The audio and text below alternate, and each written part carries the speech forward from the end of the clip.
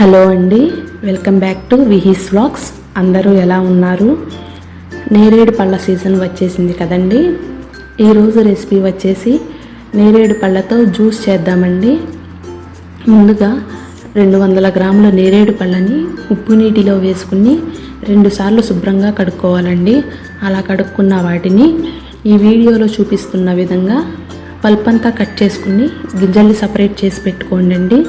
ఇలా కట్ చేసిన పల్ప్ నాకు 1.5 కప్పు వరకు వచ్చిందండి.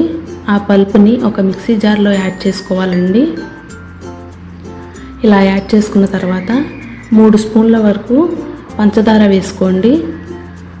కొంచెం బ్లాక్ సాల్ట్ వేసుకోండి. బ్లాక్ సాల్ట్ అవైలబుల్గా లేకపోతే నార్మల్ సాల్ట్ అయినా వేసుకోవచ్చండి. కప్పున్నర వరకు నీళ్లు పోసుకోండి. సగం నిమ్మబద్ద పిండుకోండి. అలా పిండుకున్న తర్వాత మెత్తగా మిక్సీ పట్టేయండి. అలా పట్టిన దాన్ని ఒక స్ట్రైనర్తో వడకట్టుకుని ఆ జ్యూస్ని ఒక గ్లాసులోకి వేసుకుని 2 ఐస్ క్యూబ్స్ యాడ్ చేసుకుని చల్లగా తాగితే ఆహా అనాల్సిందేనండి.